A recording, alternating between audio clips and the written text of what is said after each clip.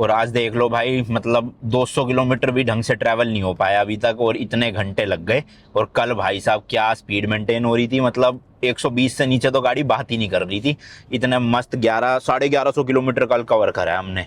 और थकान भी नहीं हुई कल ऐसा सच। आज ज़्यादा थकान हो गई है, क्योंकि वही है ना, ट्रैफिक में जितना ब्रेक और रेस दबाओगे उतनी बॉडी फिर फटीग होती है। तो थोड़ा सा बढ़िया है कि ज़्यादा एक्सप्रेस वे खुल जाए ना इंडिया में, तो बढ़िया ट्रैवलिंग हो जाए करेगी किसी भी पार्ट में।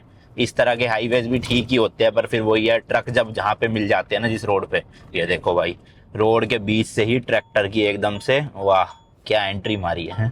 तो ये थोड़ा सा गड़बड़ है यहाँ पे। अभी तो रोशनी में चलो दिख रही है ये चीज़ें, रात होते ही ना तो इनके ट्रैक्टरों में लाइट होती है, ठीक है। भूसे वाले ट्रैक्टर जो जा रहे होते हैं पीछे की, उनकी टेल लाइट भी खराब होती है भाई साहब। मतलब होती तो है पर खराब होती है, बंद पड़ी होती है। तो जब तक आप बिल्कुल उसके पीछे ना पहुंच जाओ ना, तब तक आपको दिखता नहीं है जल्दी से। या तो आपकी गाड़ी की हेडलाइट इतनी स्ट्रॉन्ग होनी चाहिए। हमने तो चलो ऑक्सिलरी लगा रखी है, तो हमें इतनी दिक्कत नहीं होती। बट अगर स्कॉर्पियन की जो स्टॉक लाइट्स है ना, उसके साथ भाई ऐसे रोड पे तो बहुत खतरनाक सीन हो सकते हैं, क्योंकि दिखता ही नहीं आगे क्या है। अचानक से कोई ट्रॉली खड़ी हुई है, कोई भूसे वाला ट्रक खड़ा हुआ है, और सीधा समझ रहे हो ना, वो भाई जैसे बता रहे थे अभी कि सबसे ज़्यादा एक्सीडेंट होते हैं भाई इस रोड पे। तो थोड़ा सा संभाल के चलना पड़ेगा।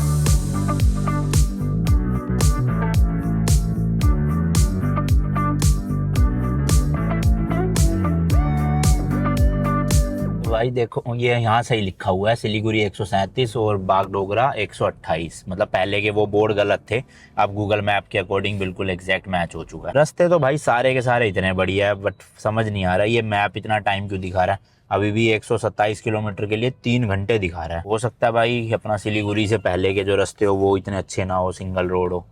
अभी तो फिलहाल टच बोर्ड अच्छे मिल रहे हैं रास्ते। कोई तो भाई शहर आया है बड़ा सा, काफ़ी देर बाद आया बड़ा शहर, वरना छोटे छोटे गांव टाइप के ही आ रहे थे।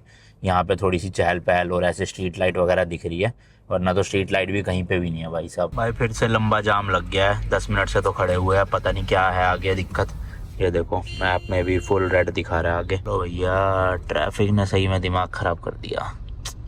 2 घंटे वहाँ बर्बाद हुए, अब लग रहा है यहाँ भी बर्बाद होंगे थोड़े बहुत। मेरे ख्याल से तो भाई चेक पोस्ट ही है आगे, इसलिए इतना जाम लगा पड़ा है। और वो भी चेक पोस्ट ट्रक की चेकिंग हो रही है ना, इसलिए जाम लग जाता है। आगे देखो पुलिस की गाड़ी भी खड़ी हुई है। इनको ऐसा करना चाहिए भाई, एक लेन बना दो इनके ट्रक वालों की चेकिंग के लिए, और एक में प्राइवेट वालों को भेजते रहो। अब ट्रक की चेकिंग ये करते हैं ढंग से, पीछे देख दूख के, उतने में तो पीछे वाली गाड़ियां भी खड़ी रहती है। फिर चलो अब लग तो रहा निकल जाएंगे। अभी भी फिलहाल बिहार ही चल रहा है, वेस्ट बंगाल एंटर नहीं किया हमने। 70 किलोमीटर बाद जो है वो वेस्ट बंगाल और बिहार का बॉर्डर आएगा, यानी कि अपनी इस ट्रिप की 4थी स्टेट एंटर करेंगे। भाई कोई चेक पोस्ट नहीं था, 2 एक्सीडेंट हो रखे थे बताओ। मतलब 100 मीटर की गैप में 2 एक्सीडेंट, ये हाल हो रखा है। हम तो चलो भाई दिल्ली गुड़गांव में चला चुके हैं, इसलिए यहाँ पे इतनी दिक्कत नहीं हो रही। सोचो कोई फॉरेनर बंदा जो बाहर जर्मनी, ऑस्ट्रेलिया, यूएसए जैसी सड़कों पे गाड़ी चलाता है लेन ड्राइविंग को फॉलो करते हुए, वो गलती से बिहार की सड़कों पे आ गया गाड़ी को लेके, भाई वो तो परेशान हो जाएगा। कहीं से भी कोई भी निकल जाता है भाई अचानक से, बिना इंडिकेटर दिए, बिना हॉर्न दिए, सब अपना यहाँ रात चला रहे हैं बस मस्त एकदम इधर उधर। तो अलग सा ही थोड़ा सा अनोखा एक्सपीरियंस है।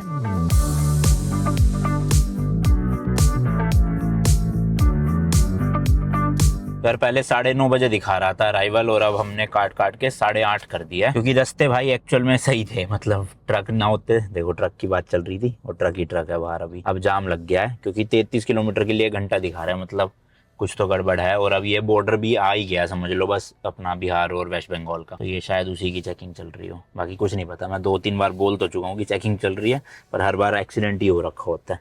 पर यहाँ पे चांसेस ज़्यादा है थोड़े कि बॉर्डर ही होगा, तो उसकी चेकिंग चल रही हो। हाँ भाई इस बार अपना गैस सही निकला, चेकिंग ही चल रही है। ये कुछ ट्रकों को साइड लगा के वही देख रहे होंगे, तो इसलिए भीड़ हो रही है भैया। मिट्टी मिट्टी तो बहुत है यहाँ पे। खैर रास्ता तो वैसे 1 घंटे का ही रह गया, बट थोड़ा सा रुक के कुछ खा लेते हल्का फुल्का, बहुत तेज भूख लग रही है।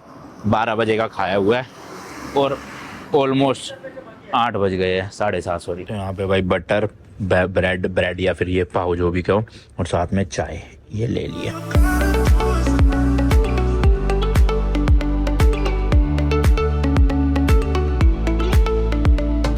चलो जी पहुंच गए। जो लास्ट के 40-50 किलोमीटर थे, बड़े सुनसान सा एरिया था भाई, जंगल टाइप का। रोड तो अच्छी बनी हुई थी, अभी ये 1-2 किलोमीटर में थोड़ी सी खराब गड्ढे वड्ढे हैं, बट वैसे सुनसान था भाई पूरा 60-70 किलोमीटर का रास्ता। ना तो लाइट वाइट जल रही थी, ना इतने कोई गाड़ी आ रही थी। ट्रक तो जरूर थे, वो अलग बात है। तो अभी मेन सिटी में ही जा रहे हैं भाई, सिलीगुड़ी। और फिर होटल वहीं पे ही ले लेंगे। तो चलो भाई, भैया तो गए इस वाली बस में, उनको जहाँ जाना था। भाई अपने लिए कोई अच्छा सा होटल, और होटल में ही खाना खा लेंगे। यहाँ पे भाई सही शहर है यार, बड़ा शहर है। मैंने जैसे सोचा था उससे तो काफी बड़ा निकला सिलीगुड़ी। मतलब भीड़ भड़का है पूरा, जबकि रात के 9:15 हो रहे, 9:30 ही हो गए। आ जाओ चलो। चलो भैया, हाँ अब इसके बाद से जो सफर है वो हमारा अकेले का रहेगा। अकेले मतलब सोहन और मेरा। ड्राइव मुझे अकेला करना पड़ेगा। भैया जा चुके हैं। चलो भाई, होटल बुक कर दिया है, पेमेंट कर रहा है अभी सोहन। सागर रेजिडेंसी करके है, यहाँ से कुछ 3.5 किलोमीटर। बढ़िया होटल था, रिव्यू अच्छे थे, तो मैंने कहा चलो यहीं चलते हैं। 2100 रुपये में मिल गया। बाकी आज का सफर कुछ ज्यादा खास ऐसे इंटरेस्टिंग या खूबसूरत नहीं था, इसलिए मतलब रास्ते में मैंने कुछ दिखाया भी नहीं, और शायद व्लॉग इतना लंबा बना भी नहीं होगा। बट कोई नहीं भाई, कल से थोड़ा इंटरेस्टिंग चीजें शुरू हो जाएगी। एक तो बॉर्डर के वहाँ पहुंच जाएंगे, फिर बॉर्डर क्रॉसिंग कैसे करनी है, डॉक्यूमेंट्स क्या है वो बताऊंगा अगले व्लॉग में। देन फिर भूटान में हम रहेंगे 7-8 दिन, 10 दिन, जितने भी देखेंगे उस हिसाब से, और वहाँ पे नई नई जगह दिखाएंगे आपको। फिर वापसी में थोड़ा सा फिर शायद बोरिंग हो जाएगा। बाकी आते वक्त का मेरे प्लान्स कुछ और है। मैं सोच रहा हूँ गाड़ी को ना सिलीगुड़ी में ही छोड़ दूं। तो अगर आप में से कोई है, मतलब हमारे सब्सक्राइबर जो यहीं पे रहते हो, तो मुझे एक बार प्लीज ईमेल करना। मुझे गाड़ी ना मतलब 1-1.5 महीने के लिए यहीं पे छोड़ के जानी है, क्योंकि मैं नॉर्थ ईस्ट का पूरा टूर करना चाहता हूँ, पर अभी नहीं कर सकता क्योंकि घर बन रहा है ना। तो एक बार मैं सोच रहा हूँ गाड़ी यहीं छोड़ के अपना फ्लाइट पकड़ के वापसी में चला जाऊंगा घर, और फिर वापस आऊंगा 1-1.5 महीने बाद, और पूरा नॉर्थ ईस्ट का जितनी भी है ना वो जगह, मतलब 8 की 8 स्टेट्स पूरी अच्छे से कवर करेंगे 1-1.5 महीना लगा के। अब वापिस से गाड़ी लेकर जाऊंगा, फिर लाऊंगा, वो सब झमेला मेरे को पड़ना नहीं है, तो इसलिए मैं छोड़ के जाना चाह रहा हूँ। तो प्लीज अगर आप में से किसी का खुद का घर हो जिसमें एक एक्स्ट्रा स्पेयर पार्किंग हो, कवर्ड, रोड पे वाली पार्किंग नहीं, घर के अंदर, या फिर कोई अपार्टमेंट वगैरह वाली पार्किंग हो नीचे, तो प्लीज जरा मुझे कांटेक्ट करना, जरूरत है मुझे। सोच रहा हूँ, अभी मैं फाइनल नहीं है, बट आप ईमेल कर सकते हो एक बार, और जेन्युइनली करना। लोग जो है ऐसे नहीं रहते हो पाकिस्तान में और मैसेज मुझे कर रहे हो अनमोल भाई हमारा घर है, क्योंकि कई होते हैं शरारती तत्व। वैसे भी पूरे बिहार में ना हमें ऐसे KFC या फिर मैकडोनल्ड्स वगैरह नहीं दिखा, और यहाँ पे भाई सारा कुछ दिख गया। KFC भी था यहाँ पे, और पिज्जा हट वगैरह, डोमिनोज, तो सब कुछ है यार। अच्छा खासा शहर है बड़ा, और होटल्स की भी कमी नहीं है भाई। बड़े बड़े ब्रांड्स भी है सारे, चाहे शॉपिंग के हो चाहे फूड के हो, तो अच्छा शहर है। वैसे मन तो था मेरा एक दिन रुक के एक्सप्लोर करने का, बट फिर मैंने सोचा छोड़ो यार, भूटान पे ही फोकस करते हैं अभी। ये इधर वाला साइड ना फिर कभी मतलब आके करेंगे आराम से। तो इसी गली में भैया हमारा होटल है जो हमने बुक करा है, सागर रेजिडेंसी। बस मैंने ध्यान नहीं दिया कि पार्किंग अंदर है कि नहीं है उनकी, बुक तो कर दिया। पर यार वैसे यहाँ पे तो ज़मीन की क्या ही दिक्कत होएगी, देखना कितनी खुली खुली सड़कें हैं, तो होटल की पार्किंग तो होएगी अंदर। बाकी नहीं होएगी तो फिर कोई नहीं, बाहर लगा देंगे। यहाँ सुनसान में तो कौन ही छेड़छाड़ करेगा। यहीं कहीं दिखा रहा है यार, ये क्या है, यहाँ तो कुछ भी नहीं है, यही होगा शायद से। चलो शुक्र है भाई, इनकी पार्किंग इंडोर ही है, और काफ़ी बड़ी पार्किंग है भाई साहब। यहाँ तो 30-40 गाड़ी आ जाए कम से कम, देखना वहाँ तक है वो रही। लेट्स गो, बढ़िया मिल गया यार 2100 रुपये में। तो उस हिसाब से कमरे बस जैसे फोटो में थे वैसी हो। कभी कभी क्योंकि पोपट हो जाता है, फोटोज होती है जब होटल नया नया बनता है ना उस टाइम की, और फिर 1-1.5 साल बाद सड़ जाते हैं सारे कपड़े। भैया बता रहे काफी साल हो चुके हैं इस होटल को, फिर भी भाई बाहर से तो लग रहा है सही मेंटेन कर रखा है, अंदर से देखते हैं बाकी। ये देखो भाई, यहाँ से तो अच्छी मेंटेनेंस हो रखी है, और थोड़ा लग्जरी टाइप का भी फीलिंग आ रही है।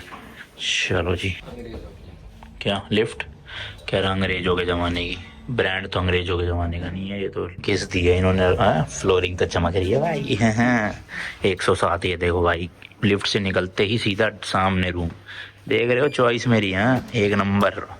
लेट्स गो भाई, चलाओ लाइटें चलाओ, हम भी देखे कैसा रूम लिया हमने। ये कैसे बटन है उल्टे, ये देखना। अच्छा कार्ड नहीं लगा तो भाई ये क्या, ये तो कह रहे अलग अलग बेड होगा, सिंगल है ये तो। कर देंगे, क्या से ज्वाइंट थोड़ी होगा। अच्छा हाँ ठीक है, ये अलग अलग बेड हो सकते हैं। बाकी ये है कुछ नहीं है, AC है, सिंपल ही है। बाहर से 10 नंबर लगती है, अंदर से तो 5 ही। बाकी ये अलमीरा वगैरह है, यहाँ पे ड्रेसिंग है, और ये रहा बाथरूम। चलो बाथरूम तो साफ सुथरा है, शुक्र है। नहाऊंगा पहले तो भाई, बहुत अजीब सा लग रहा है। ये भाई ओके सा है, कुछ ऐसा खास नहीं है।